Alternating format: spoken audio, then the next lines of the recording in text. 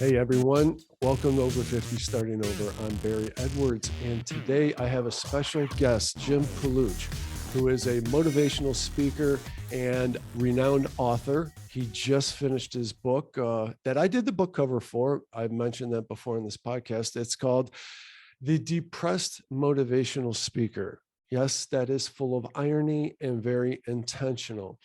And this book, it's his fourth. I think it's his best book by far. It's really insightful and dark. It's a dark look into what depression is, its effects, and a nuanced way at recovering from it. So it's a very original. It hit me particularly hard because I've dealt with depression throughout my adult life, in particular with seasonal affective disorder, but that's also spilled over into other times as well. And the most insightful thing I can say about depression is that it's a slow and insidious process that's so slow that you probably don't even know that you are dealing with it until you're actually on your way out of it. That's been my experience. So depression seems like something that we don't like to think about or talk about much. And I think it's because we don't really know how to talk about it. I know I haven't really had great descriptions or insight into it myself. But I think Jim's book really does. And there, there's also a stigma associated with it. There's embarrassment because to admit that you've battled depression makes us sound weak or broken. But if you never felt weak or broken, then you never really lived and you never really put yourself out there. Jim's book, he lulls us in with almost a polite easiness and humor. There's an attention to nuance and detail that paints the picture of this man's day and this period of his life. It really brought me into his world, only to see his world really self-destruct. And it doesn't take long in this book for things to get very real. You'll be in on the joke that is the book cover illustration by chapter 2. And it was an interesting process creating the book cover for Jim, and it was a collaboration all the way. And it was a lot of fun, and I think it's very meaningful. What I think is so valuable about this book is that it's an engaging story. It's a fictional story that shows you what depression is, then illustrates the after effects and the recovery. It's not dry, it's very engaging, but it's rooted in cold, hard reality. It deals with suicide. And not everyone can recover from depression, but maybe some of us can. And I'm thinking that both this podcast that you're about to listen to and this book can maybe start opening up the doors to that elusive conversation. I got a lot of questions, Jim, but it's time to bring you in there. How are you? Great. How are you today? I'm tremendous, and what a privilege. I've been looking forward to this, and I want to thank you for the book cover, and I get great compliments on the book cover, so thank you. And as always, in the book cover, as in the book covers you've done for us, you've had to twist my arm and talk me into things, and you're always right, and so I appreciate it, and it's been fun to do that. I also like something you just said, the proposed solution or a proposed way of dealing, because that's truly what it is. And a lot of research has gone into it, discussions has gone into it, a lot of reading of books, a lot of talking with people. Maybe the inspiration for the book has come from all of that, as well as just about every day in my career, I was sitting down with somebody, whether it was the sales manager or the new salesperson or a CEO or the mechanic in a garage. And I was hearing something about depression, about being down, can't stand this place, or going through something that a spouse or a child or friend or was battling. So I really thought that, and everybody could probably start to think about this to some extent. Everyone is either going through it, has gone through it, or knows someone that's going through it or has gone through it, and to many different levels of extreme. So I just felt it was it was time to write a book around it, and enjoy writing books. And when I started this one, I couldn't wait to see how it ended. That's so interesting. You kick off chapter 1 with a quote that occurs throughout your book that I find very moving and very illustrative of depression itself. I read this impactful sentence here. The moment you realize the person you believed yourself to be is not the person you are, that moment will change you forever. And I said to you a few minutes ago off camera that I believe that that's the moment of an anxiety attack. That sounds like the definition of I am going into an anxiety attack.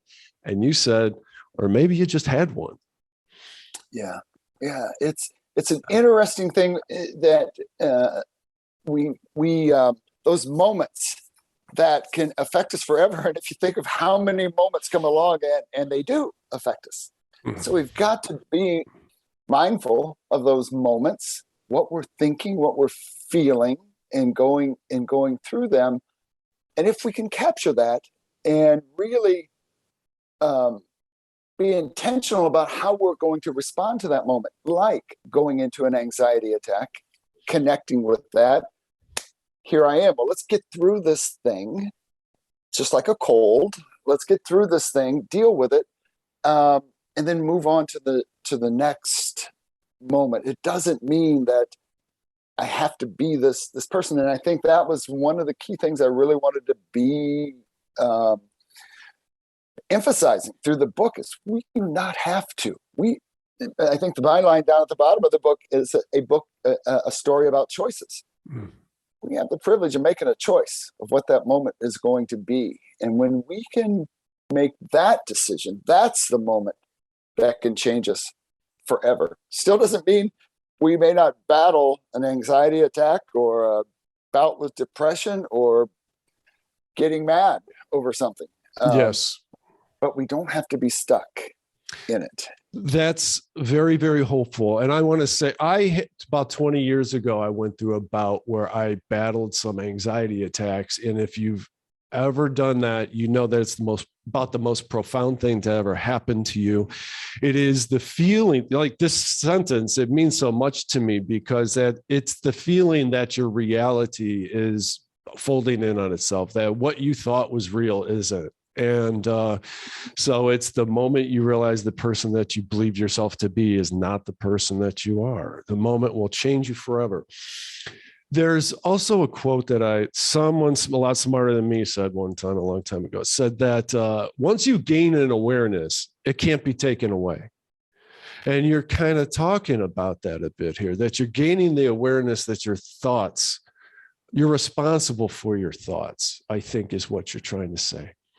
We're responsible for them, and we want to be responsible for them because the awareness maybe that really hit me at a really young age was this idea that they can change us. Can I tell a quick story? And I promise it'll be a quick one. Years ago, I was probably 6 years old and 7 years old. I was just going into kindergarten. I can remember it. And I had on my thumb the ugliest bunch of plantar warts on the corner of it here. I'd chew on it like that, and I was embarrassed. I would hold my thumb in my pocket, and it was traumatic. These plantar warts on my kids would look at it. And I had an Aunt Ruth from Alabama that came up from Huntsville, Alabama, came up to Cleveland, Ohio, visit us, and she said, "Jimmy, honey, do you want to get rid of those warts?" I said, "Sure, Aunt Ruth. Go get me a stick pin." So I go to my mom's sewing basket. I pull out one of those straight stick pins. I come back in and sit down on the couch next to her, and she says, "Here's what I want you to do. I just want you to rub that stick pin over those warts. Maybe even get a little piece of that wart. And then I want you to go hide that stick pin. And when you hide it, you say, 'Warts, warts, go find this that stick pin.'" Well, I did it. I can remember getting down on my knees, the exact place I hid it in the house. I knew no one would find it. I could never find it again, or would never get it. And I said that. And Barry, this is the amazing miracle. The next day, the warts are gone. The next day, No the warts are kidding. gone. Yeah. I So, have and heard other stories like that. And yeah, motivational speakers, self-help people will talk about the power of intention and meditation, looking inside your body at whatever is the ailment and healing it and covering it with bright light and things like that. Miraculous self-healing yeah. stories. And so someone that I believed in so much, like an Aunt Ruth, who she could have told me I could fly, and I would, and built that belief, and it made it happen. And so I was so fortunate to have something like that as a 6-year-old, and maybe to even be a 6-year-old that was aware of that was pretty cool, Yeah. Hey, wow. After that, she helped me I would get migraine headaches in 6th grade every Friday, after just worried about how did I do this week at school. And she just taught me how to relax and get rid of those. Wow. And so we can make a choice. And that seed planted is probably what caused me to read the books that I've read and be the speaker and spend the time working with people and really caring about people and helping them to maybe see that they can control this. Okay. You quoted I forget his name, a physician, a physicist, I think a physicist. You alluded to quantum physics. And I mean, at the very probably basic level, quantum physics is like, if you perceive an atom, it then is until it's perceived, it's not really existing in this spot. And I think it was a pretty deep little area right there of the book. And I think what you were getting at is your perception is your reality. Is that correct? It is. It was, it's Dr. Joe Dispenza, who wasn't a physicist, happened to be a chiropractor. That same thing. Yeah. He broke his neck, and it was just the trauma that came with that. Was able to, like the warts, was able to use his thoughts and use practice and use meditation and to cure that. And started, and that opened up his study, his journey to learn more about it.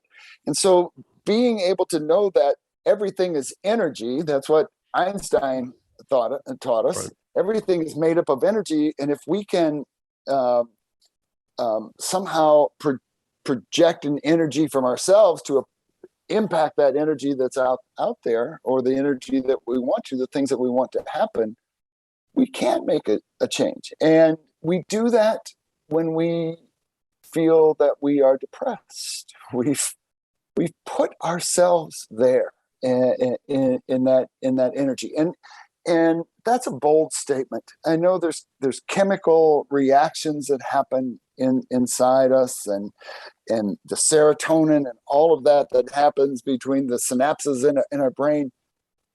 But if our thoughts cause that to happen, it makes sense that if we could just learn to make the right choices on what we're thinking about, it may not make depression go away, but it will start to create an understanding of how we can work to get better at it. First, have to believe that we're not handcuffed to this demon called depression. It's something that comes along. Here it is again. Let's deal with it. And what's next? Let's move on past it. And that book, Breaking the Habit of Being Yourself by Dr. Joe Dispenza, first chapter in that book is about all you need to read to really go, that's pretty good stuff. I'm glad you shared that. I'm going to have to find that. Yeah, that sounds like my kind of book. But in your book, I don't want to give too much away. I want people to check it out for themselves. It's quite a journey. Your main character, my sister-in-law said, she's probably a third of the way through it. So she's like, I don't like that main character. And, she goes, I like in the book, I like the setting, the painting that is being painted for me. But she goes, but that main character is not a likable guy. And it's like, well, that's the journey. You're reading him right. That is the journey. Yeah. It's, I think one way to put what we were just talking about is it's something of a personal neglect, I think, that we go through that allows us to spiral down slowly into this insidious thing called depression, where we're not our best selves, to say the least, at that point. So this character goes through that, and some really dramatic things happen, and he meets some other people in similar circumstances. And this is where the unusual therapy starts. And this is what I want to ask you about. You, in this journey, you made it clear that this is not to be taken lightly, that this is this whole thinking, changing the way you think. You have to start with the awareness first. Once you get that, now you need to begin your journey and realize how serious this journey is. So serious, it's to the point that you have to learn this lesson to the point where it's a reflex, that it's not just, oh, eureka, I discovered this trick to overcome my no, it has to become reflexive. And yeah, I don't know what the question is. The question is something like, where did you come up with all of this? That's some deep stuff. Yeah. It is, again, observations around how do we learn. I was very successful in creating change in organizations, in people, as a speaker. Now, I had a thought that I've watched different speakers. There are those speakers that will speak at you or at an audience, and there's those speakers that will speak with you and create, even if it's in their minds, able to create a dialogue that takes place. And so the idea of being able to get an understanding and get an awareness that people have to participate. So that, looking back over the years, about 10 years ago, I started really looking, and we thought, why are we good at this? Are we just lucky? And I wish I could say we were intentional with, here's a theory, but I started looking back and I realized that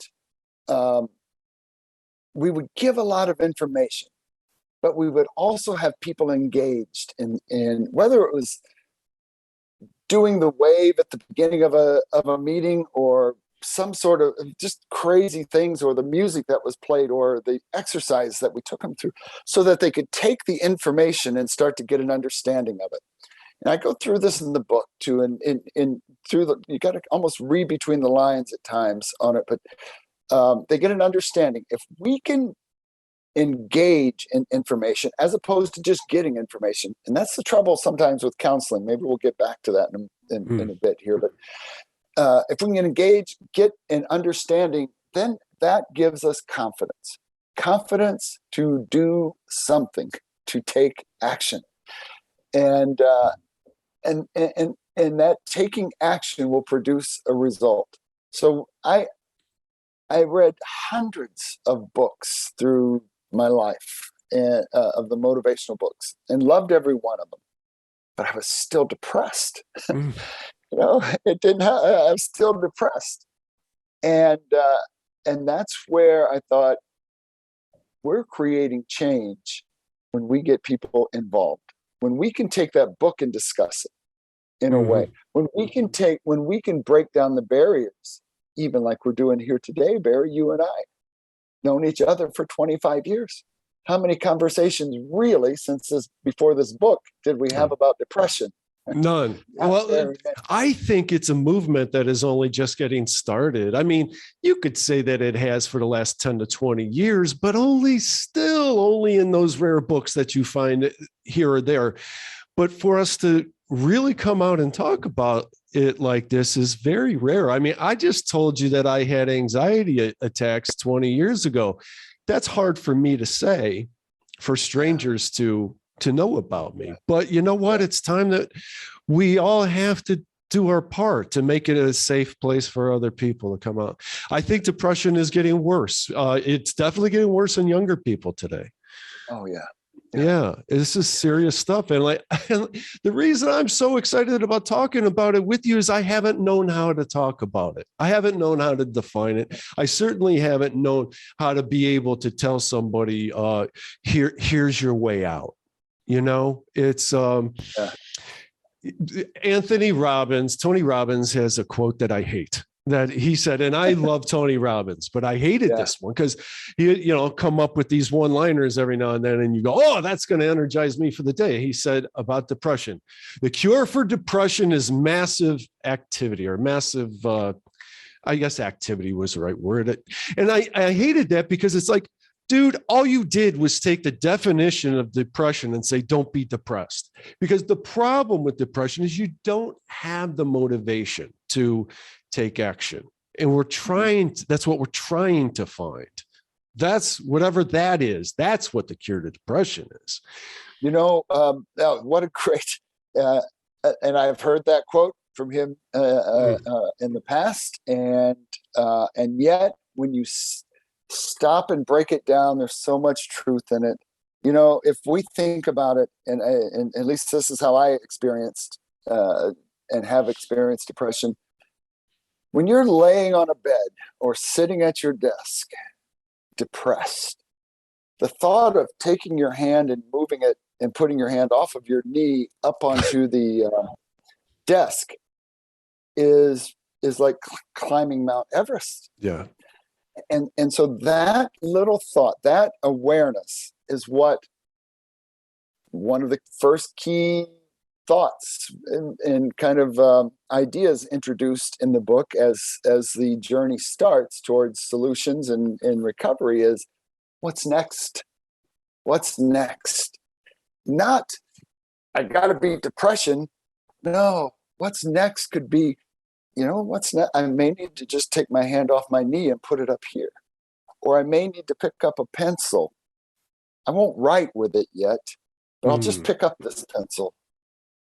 Maybe tomorrow I'll write with it. And that gets us moving in the right direction. And those are ideas from Dr. Bob Maurer's books around One Small Step. And he's got a great one that's just been out, Mastering Fear. But it's all about little steps. And, oh man, there's no way we can get up out of bed. Oh, and yeah. I just wanted to show you brought up Robert Maurer, Dr. Robert Maurer. He said, he's quoted on the back of the book, "I believe it will give people hope," he says about the book. And I'm sorry, didn't want to interrupt you, but I just thought that was important to point out. Yeah, that was meaningful to me when he said that. So when it comes down to massive action, you tell that to a person in depressed state. Right. And I have massive action. I can't find my next breath. And you want me to take massive action. What's next? Well, let's find my next breath. And then let's move forward a little bit at a time. And then you build momentum. I think that's really well put. I have read that anxiety is either being in the future, fear of the future, or a dread about the past. It is not being in the present. And that is what you're speaking to, is you got to just take some responsibility for what you're going to do right at this very moment. That first step. Your character is trying to type an email, I think it was an email, out to his wife as he was just starting to turn a corner of therapy. And he struggled with just typing that first letter. That's what he broke down. He's like, well, I don't even know what the email is going to be yet. And he went all the way back to, how about let's type that first letter? Yeah. Yeah. That one. Same with writing a book. If Oh we're yeah. writing a book, we've got to write our first sentence. Oh, I'd like to write a book. How do you write a book? Well, you write the first sentence. Yeah. Is a It good was a place to. foggy moonlit night on Yeah, January 25th. Yeah. yeah, yeah, and starting there. So, um, understanding what's next, and what I think in the book I talk about what's next is simply that next action that we can take that puts us in a place that puts us where we need to be in order to get to where we want to be. What's next is not getting to where we want to be.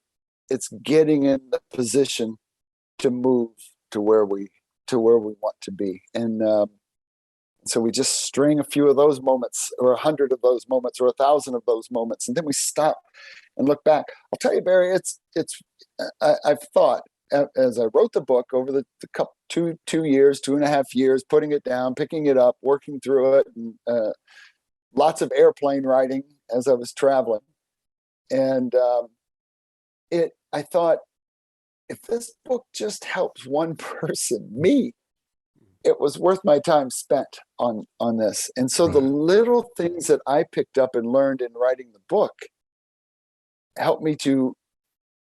I'm a lot better today for writing that book, because I got a lot of thoughts and understanding out of my mind that allowed me to deal with it and move forward. So I think it's a journey. Oh, for sure. Well, it seems to me that you did a lot of research to write the book. I mean, is that true?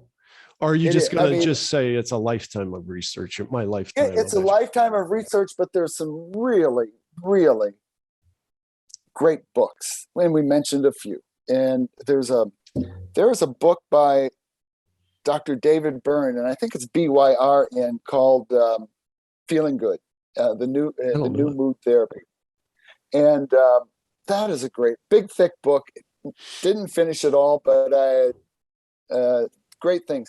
He talks about cognitive distortions in there, and that goes back to the things that we can say to ourselves that just blow reality out the one. Everything is terrible, and that's it's a very simple thought. But he's got about 20 or 25 cognitive distortions in that book that, when I read that and typed them up, put them on the wall, and thought about them.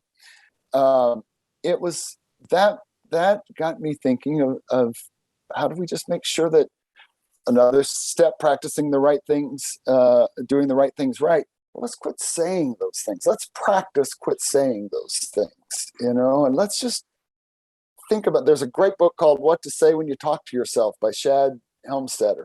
I need to read that book. Yeah. Powerful. Psycho-Cybernetics by Maxwell Maltz. I read that when I was in like 8th grade. That had a that started my whole interest in the self-help kind of stuff. Yeah. It's great. It's a good stuff. Read. That's a great one. Yeah. It's about the power of visualizing your success. Yeah. And and you start talking about psycho-cybernetics, with people, and man, you sound so intelligent. You gotta throw that in a conversation. Let's talk about psycho-cybernetics. Yeah. Oh yeah. Okay. Go, Jim. Right. Yeah. So it is. So the research, the books, the people that I've met with, like we talked about every day. Yeah. But I truly believe I am the best laboratory, man. I have been maybe blessed with a self-awareness of, I'm going to punch you in the face. I think that the character says that in the book several times. Yes. And well, this character has said that at the wrong time to the wrong, and then you go, that's not right. You just know it. And so then we ask ourselves, what would cause me to say that? And we won't have the answer down, but asking ourselves good questions can, your brain goes, I don't know. That's really an interesting question. I'm going to store it back here. I'll get back to you on it. And that's oversimplifying it, but that's a better question than, what would cause me to say that? What would cause me to feel that? That's interesting. Here I am again, feeling down. Wonder what's doing it. Right. Those questions where we can get to thinking about it is very good. So that's the research, and talking to the Dr. Maurer, other psychologists. You want to talk about counseling for a moment? Yeah. Counseling is a great place to do research. I've gone to maybe 6 or 7 counselors through the years. I've gone to a few. Yeah. I got to say, I don't think that your chances of getting the right counselor the first time around are that strong. I think you need the right chemistry with someone. Yeah. And again, not being, a better question is, I wonder why we didn't connect. I wonder why I didn't like him. I wonder why it didn't make any difference what I said to her. I was still getting, but counseling again, and this is kind of the where I find the motivation to write about psychology is just coming out of the dark ages, or it's just starting to take off. Let's quit going back, and I too much counseling for me was spent. I wonder what happened back there. Well, I don't know what happened back there, and I don't know. And if I did know, I can't fix it anyway. Yeah. And I love what you said a few minutes ago about the past and the future. And there's a book called Mastery that talks about we only spend about, and I don't know how he came up with the information, the author, 56% of our time in the now. I think he's exaggerating. I think it's less. I think it's less. I would agree with you. Yeah. And we are either how it used to be, or we can't live in the now. My dad battled depression. He battled it, and I watched him would spend so much talking about what happened in the past, like only went to 8th grade. That's why I can't become a foreman at the General Motors, because they want me to be a foreman, but I only went to 8th grade. Or I put a little 5-day-old or year-old baby in his hands, and he boy, she's really going to be something when she gets to be 2. Man, wait till she grows up and she's 5. And she's 5. Wait till she's 7. And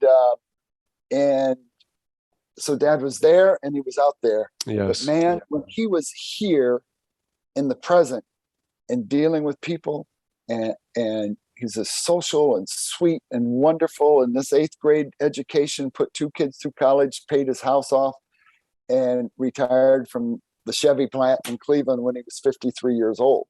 Wow. Wow. That's impressive. Thought he was a failure, My father was similar. Yeah, I would say my father was similar. Yeah.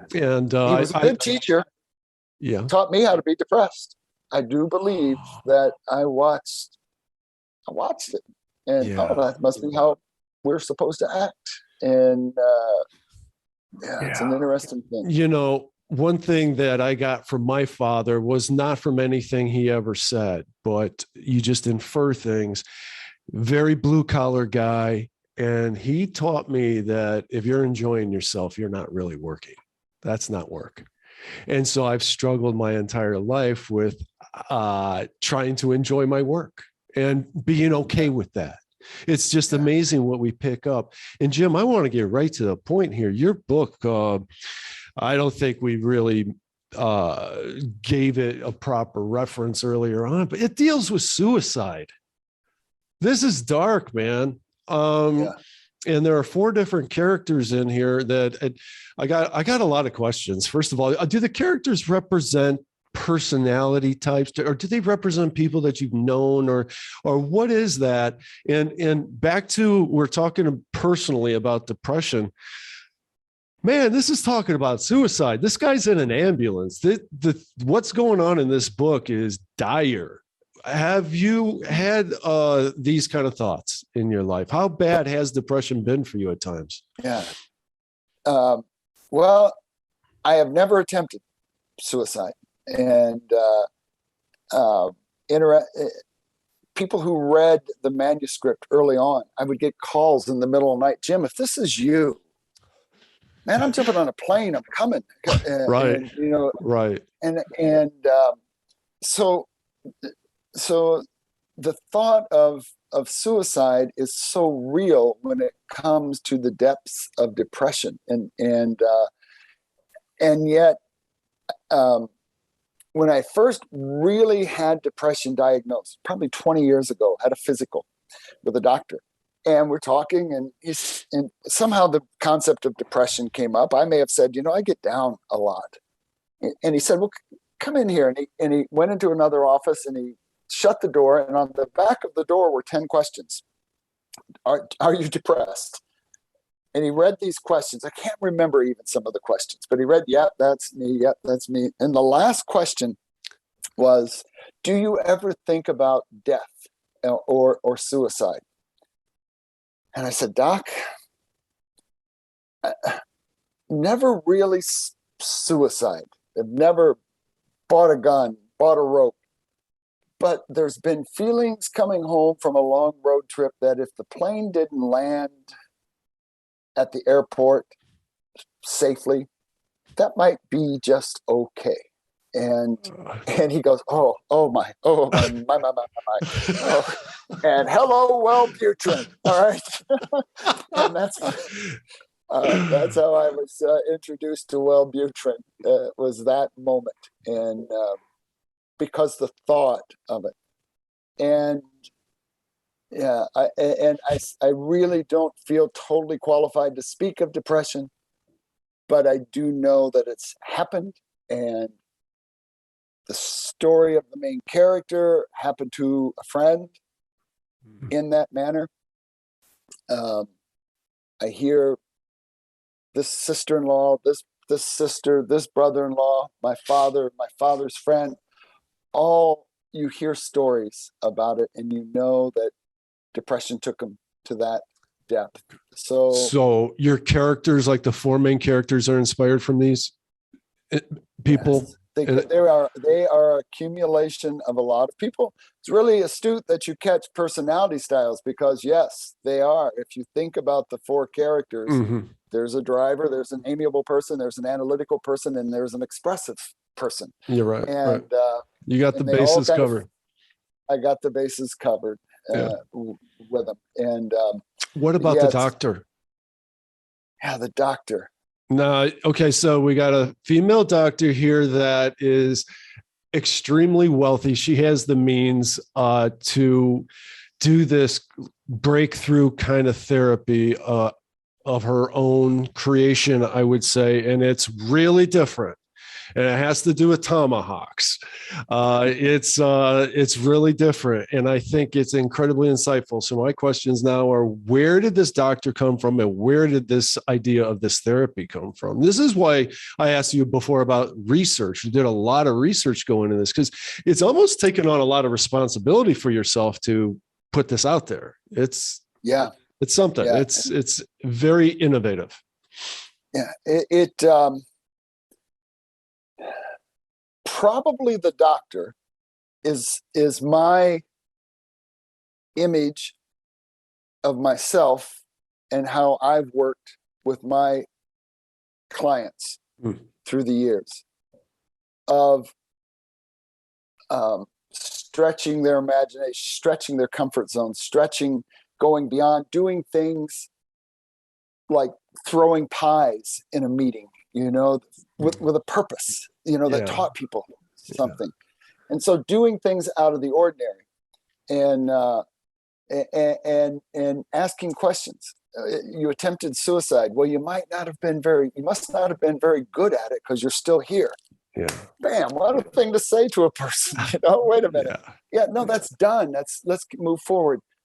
That is how I feel that we deal and coach and counsel business owners, people wanting to get better in their positions, or become better spouses or whatever. And so the accumulation of all of my experiences and the reading and being turned on to a Dr. Maurer or Tony Robbins or all kind of boiled down and come together in Doc and her approach to it.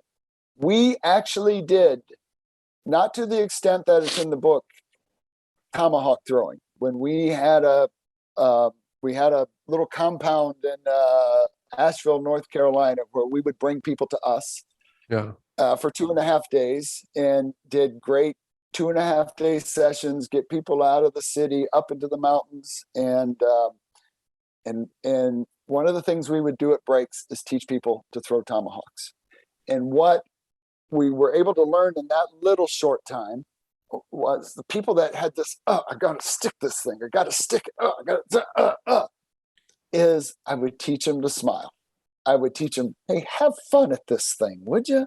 Interesting. And once they could just have fun with it, they could start to stick it. And man, once you get the feeling of sticking that first tomahawk, watch it spin and boom, and realized it was me that had an impact on it. Wasn't the tomahawk, it wasn't the target that's too hard, too far away.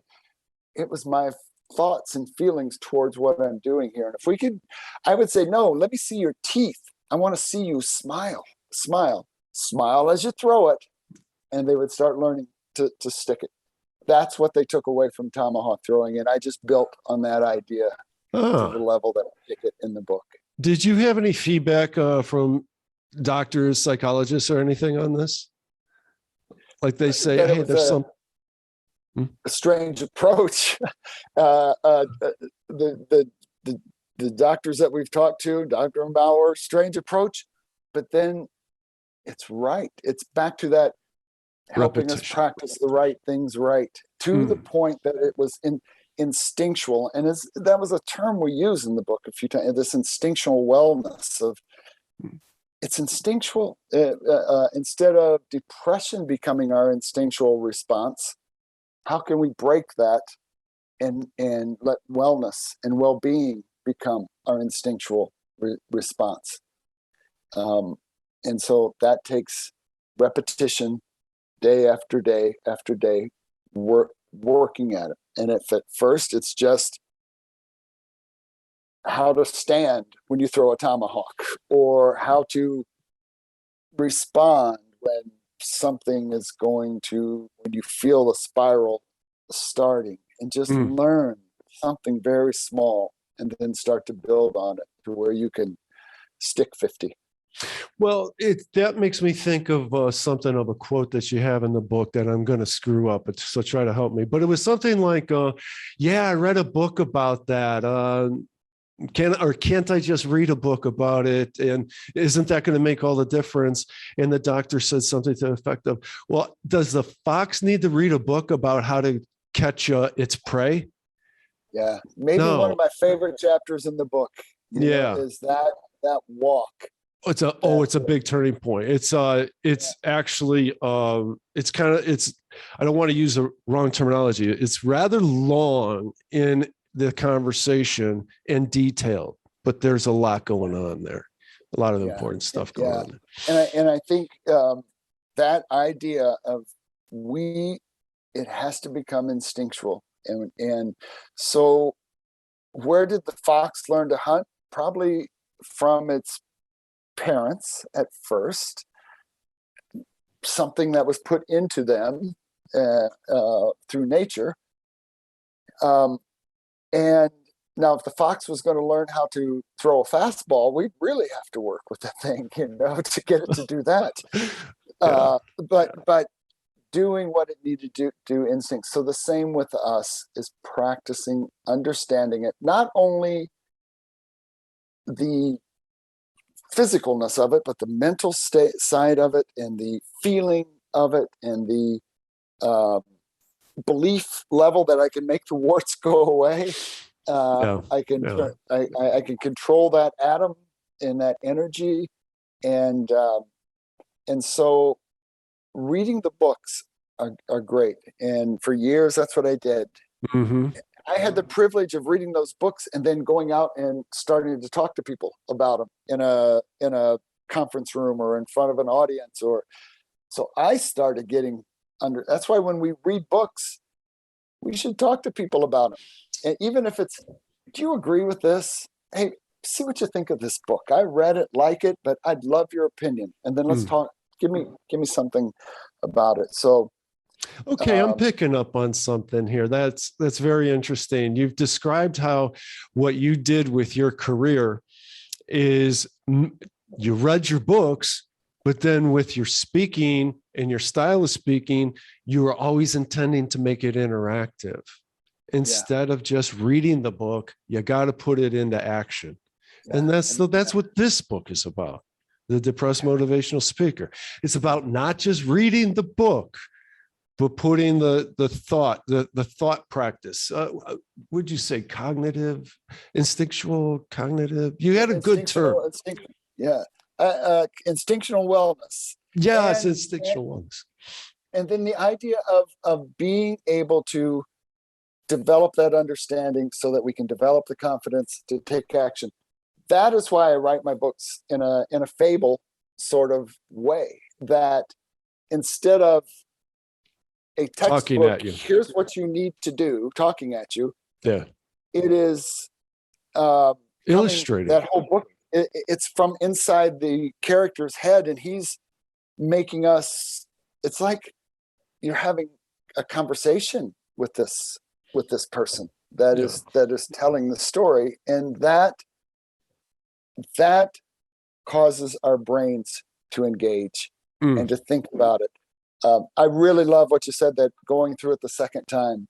I can read the book again and I think, I forgot I wrote that, or that makes sense to me now. Yeah. I've had people that have helped with the editing. Beth, who my wife, who did a lot of the editing, and when those 2 years of editing, never really read the book. And then just when we first, when the hard book came to us, and she read it, and she couldn't put it down. It was like really a cool story. It's very engaging. And I will say, someone that's read a lot of books, that from the beginning, I thought this is very well edited. Really, a lot of care went into it, and I think it's a masterpiece. And to your point of just a couple of minutes ago, I would say that, a picture speaks 1,000 words. That's what you say, speaking in terms of fables. That's what you did with this book, and bringing it back to the editing, is it really paints a good picture, brings you in, you're living it, and that is so much more meaningful than to be talked at. I don't read fiction. I always read nonfiction, but I get it. I get the fact that painting the picture is more meaningful than being talked at, as engaging as that can be, Yeah. And it's fun. It's a fun way to write, at least for me. And, sure. We wrote a newsletter for 20 years that came out on every Friday morning. And yes, the same style was there. And that newsletter is not, here's what you need to do. It is, what if you and I considered doing this? What if we considered this idea? Or what if we were more effective in learning not to hit the snooze button? What would that do for you? I know what it would do for me. That's a different kind of conversation that takes place. And so using questions to get us to where we get our brain thinking is powerful. And I think as parents, we can do it with our children, and with the husband and wives, with each other and co-workers, and then if our politicians would learn this, it could be just amazing. Our politicians, don't get me started on that. Maybe limit your time online too. to make it constructive. Social media, I think, has really enhanced depression a great deal because we use it irresponsibly. And it can't be used responsibly. Yeah. With that, I think we should wrap up, Jim. I just want to say again, this is the Depressed Motivational Speaker by our author and motivational speaker himself, Jim Paluch. And you could get it on Amazon. And is the hardback available now? Hardback is available on Amazon, paperback, and then Kindle. Oh, nice. And what about, I've asked you about this before, the audio version. When are you? We are so close to putting some things together on it. Barry, keep asking, but we're taking these little steps, just some magical things that are coming together on getting it into an audio book, which I love. Someone yesterday said, I'm dyslexic. I'll read the book, but please get it on audio for me. So that, and I thought that's a wonderful reason to do it. And, yes. It makes a difference. It will spark a conversation. One of the greatest things, and I'll end with this, that I think from an author's standpoint is when you get an email or a letter or a note or a phone call and somebody says, you know what, I haven't read a book in a long time. I read this one and it caused me to do this. And I've had so many emails here recently of, it caused me to sit down and start talking with my wife. It caused me to have a conversation with my doctor. I'm starting some counseling and I didn't realize just what you said, Barry. I thought it was beautiful that I didn't realize what this was until I was coming out of it. So it's causing conversations to happen and it's causing people to take action. And that's wonderfully rewarding for me, and I know it's going to be beneficial for a lot of people. Well said, Jim. And I'll say it'll make a great gift. It's a very engaging read, and it has sparked those conversations with my mother, with my sister-in-law. So it's making its rounds through the family, and those are really good conversations to have amongst your family. Yeah. All right, Jim. Thanks a bunch, and hope we talk again. Sure appreciate it. Yeah, hope we do it again soon. Thank you. Okay, bud. Thank you. Bye, guys.